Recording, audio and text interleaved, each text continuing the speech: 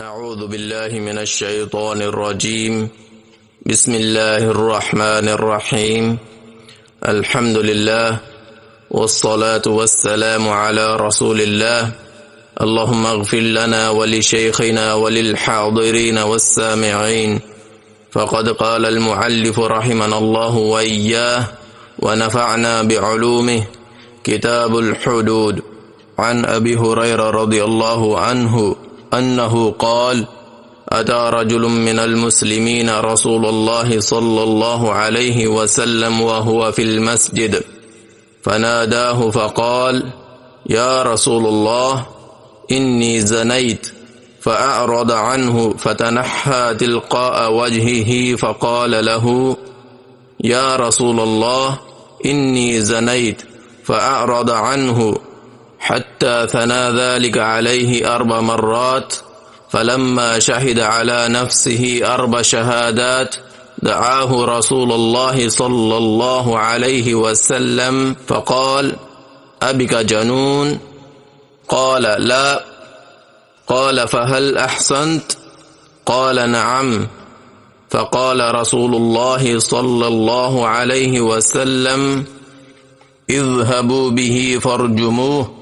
قال ابن شهاب: فأخبرني من سمع جابر ابن عبد الله فيقول: فكنت في من رجمه فرجمناه بالمصلى، فلما أذلقته الحجارة هرب فأدركناه بالحر فرجمناه. الرجل هو معاذ بن مالك، وروى قصته جابر بن سمرة وعبد الله بن عباس وأبو سعيد الخضري وبريد بن حصيب الأسلمي رضي الله عنهم. أحسنت، جزاك الله خير.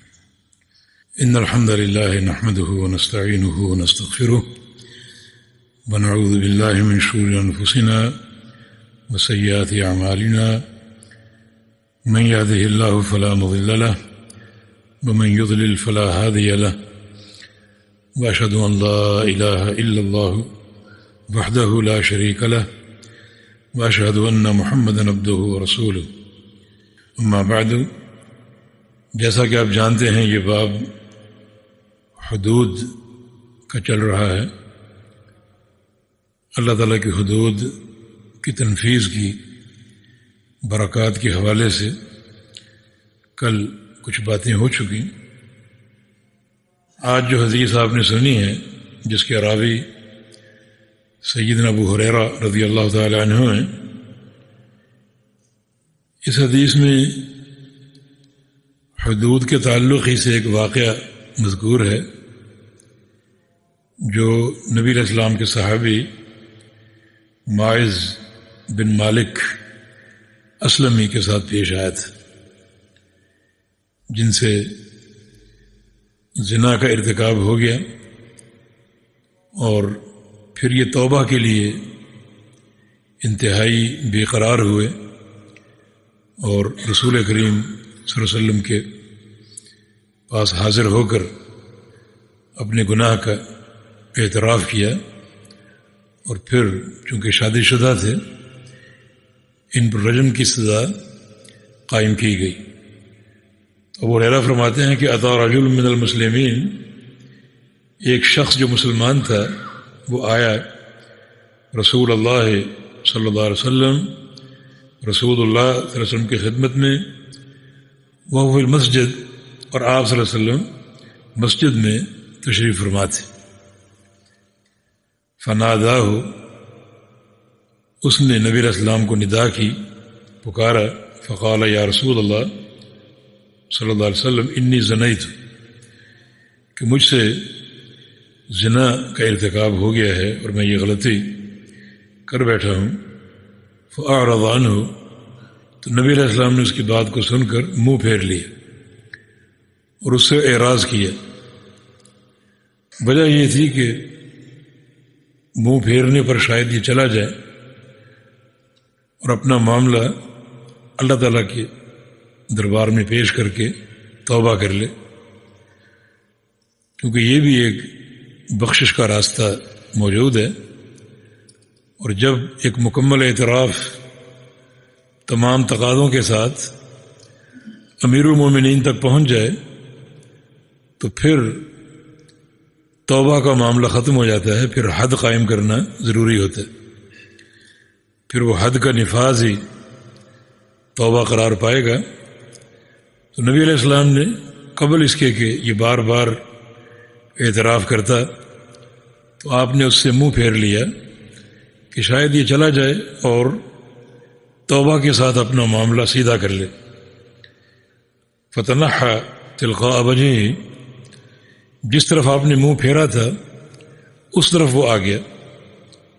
فقال یا رسول اللہ انی زنیت، اور کہا کہ مجھ سے یہ گناہ کا ارتکاب ہو گیا ہے۔ اور ایک حدیث کے الفاظ ہیں، اس نے کہا کہ طاہرنی یا رسول اللہ، مجھے پاک کر دیجیے۔ اور ایک حدیث کے الفاظ ہے کہ ان الآخر قد زنا، اپنے آپ کو بہت ہی حقیر لفظوں سے ذکر کیا اور کہا کہ یہ شخص جو آپ کے سامنے بیٹھا ہے اس سے زنا کا ارتکاب ہو گیا ہے، تو آپ مجھے پاک کر دیجیے۔ فأعرض عنه حتى ثنى ذلك عليه 4 مرات، آپ نے پھر منہ پھیر لیا اور 4 دفعہ اس طرح ہوا، آپ نے بار بار منہ پھیرا اور وہ شخص بار بار آپ کے چہرے مبارک کے سامنے آ جاتا اور اپنے گناہ کا اعتراف کرتا۔ تب نبی علیہ السلام نے ایک سوال اور کیا، اب ایک جنون، کہ آپ میں کچھ جنون یا پاگل بند تو نہیں ہے؟ آپ کی عقل، خرد اور ہوش ٹھکانے ہیں؟ اگر جنون کا امکان ہوتا تو اس سے بھی حد اٹھ جاتی ہے اور نافذ نہیں ہوتی، بلکہ نبی علیہ السلام کی حدیث ہے کہ ادرؤ الحدود بالشبہات، کہ تم کوشش کرو حدود کو ٹالنے کی اگر کوئی شبہ پیدا ہو جائے، کسی قسم کا شبہ اگر معاملے میں پیدا ہو جائے تو پھر حد قائم نہ کرو، اس کو ٹال دو اور ختم کر دو۔ تو نبی علیہ السلام نے یہ معلوم کیا کہ تم میں کوئی جنون یا پاگل بند تو نہیں؟ اس نے کہا کہ نہیں۔ فرمایا کہ حل احسن تھا، کیا تم شادی شدہ ہو؟ کہا کہ جی ہاں۔ فقال رسول اللہ صلی اللہ علیہ وسلم اذهبوا به فرجموه، کہ اسے لے جاؤ اور جا کر رجم کر دو۔ قال ابن شہاب فأخبرني ابو سلمة ابن عبد الرحمن انه سمع جابر بن عبد الله يقول كنت في من رجمه۔ امام زہری فرماتے ہیں کہ میں نے ابو سلمہ سے سنا اور وہ کہتے ہیں کہ میں نے جناب جابر سے سنا، فرماتے ہیں کہ كنت في من رجم، ماعز اسلمی کو رجم کرنے والوں میں میں بھی شامل تھا، ماعز اسلمی کو رجم کرنے میں میں بھی شریک تھا۔ فرجمناہ بالمصلی، ہم نے عیدگاہ میں اسے رجم کیا۔ یہ عیدگاہ جو ہے یہ جو بقیع الغرقد قبرستان ہے مدینے کا، اس کے قریب ہے۔ تو یہاں عید کی نماز یا جیسے کسوف یا بارش کی نماز وغیرہ اس میدان میں ہوتی تھی، تو وہیں یہ حد اس پر قائم ہوئی۔ فلما ازلقت الحجار ہرب، جب اس کو پتھر لگنے شروع ہوئے تو وہ بھاگ نکلا۔ فادرکناہ، ہم نے اس کا تعاقب کیا اور حرہ مقام پر اس کو جا لیا۔ فرجمناہ، اور وہاں اسے رجم کر دیا۔ یہ حرہ مدینہ کے اطراف میں پتھریلی زمین ہے جہاں کالے پتھر جو ہیں وہ کثرت سے پائے جاتے ہیں، تو وہاں اسے ہم نے پکڑ لیا اور وہاں اللہ تعالیٰ کی حد قائم کر دی۔ تو اس شخص کا نام ماعز اور رجل ہوا ماعز بن مالک، ماعز بن مالک اس کا نام ہے، جبکہ بعض محدثین کا خیال ہے کہ ماعز اس کا لقب ہے اور اس کا نام عریب تھا۔ اور اس حدیث کو بہت سے صحابہ نے روایت کیا ہے، جیسا کہ یہ چند نام مذکور ہیں، جابر اور عبداللہ بن عباس، ابو سعید خدری اور بریدہ بن حصیب الاسلمی، یہ تمام اس قصہ کے راوی ہیں۔ تو یہ ایک شدت سے اس کی بے قراری توبہ کے لیے، حالانکہ اسے معلوم تھا کہ مجھے بڑی کڑی سزا ملے گی اور پتھروں سے مجھے مارا جائے گا، لیکن وہ جانتا تھا کہ یہ عذاب اخروی عذاب کے مقابلے میں بہت ہی ہلکا ہے۔ اسے معلوم تھا کہ اس حد کی تنفیذ پر بدنامی بھی ہوگی میری خاندان کی، قبیلے کی، لیکن یہ بدنامی قابل برداشت ہے آخرت کے عذاب کے مقابلے میں۔ اور یہ حدود اللہ کا فائدہ ہے کہ جس شخص پر اللہ کی حد قائم ہو جائے وہ اس گناہ سے پاک صاف ہو جاتا، اور وہ حد اس کے لیے توبہ ہوتی۔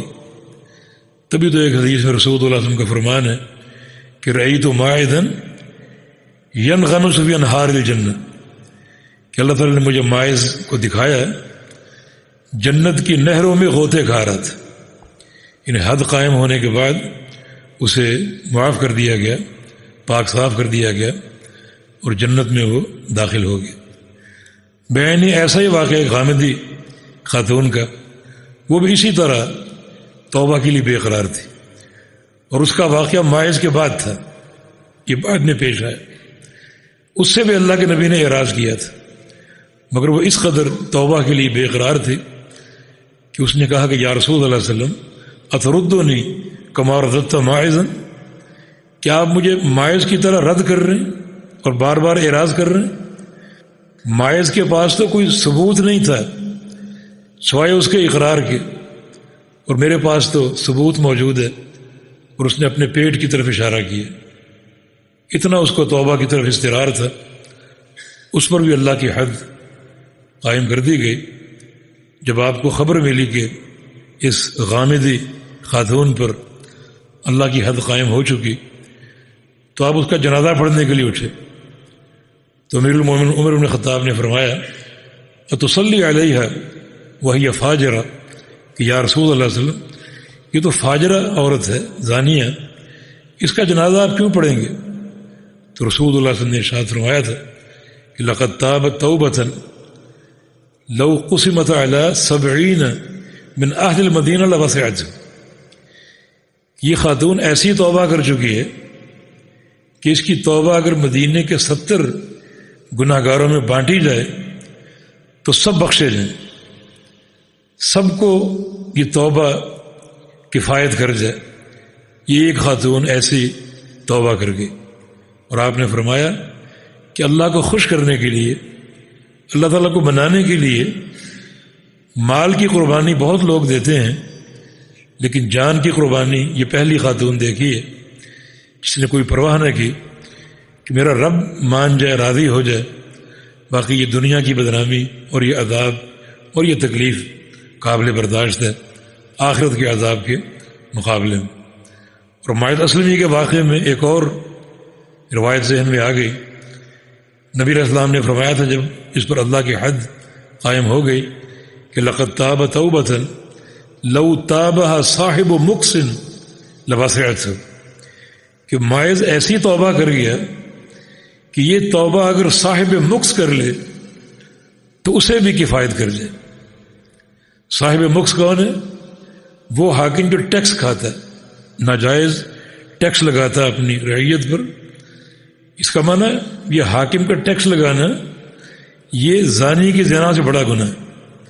تبھی تو فرمایا کہ ماعز اسلمی ایسی توبہ کر گیا کہ یہ توبہ اگر صاحب مکس حاکم بھی کر لے تو اس کو بھی کفایت کر جائے۔ اور مکس کی ایک تفسیر بھتہ خور، جو اسلحے کے زور پر لوگوں سے پیسے چھینے، ڈاکے ڈالے، اسے بھی صاحب مکس کہا جا سکتا ہے۔ تو پھر یہ بھتہ خوری اور ناجائز ٹیکس جو ہیں یہ اس گناہ سے بڑے گناہ ہیں۔